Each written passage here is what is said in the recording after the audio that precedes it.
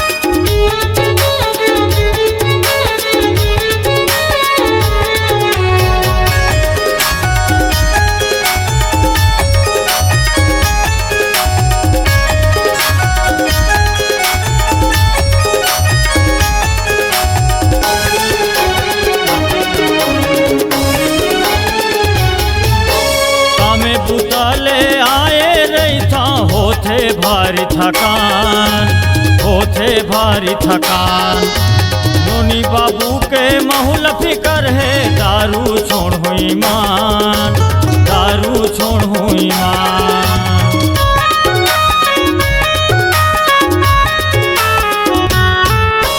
कामे बुताले आए रही था, होते भारी थकान, होते भारी थकान। नोनी बाबू के महुल फिकर है, दारू छोड़ हुई मान, दारू छोड़ हुई मान। तोरे बिना मैं कैसे जी हूँ, तोरे बिना मैं कैसे रही हूँ। छूटा थवै परान, छूटा था गवाए परान। हे रानी वो कसम खवाले नहीं पिया अब दारू। हे रानी वो कसम खवाले नहीं पिया अब दारू।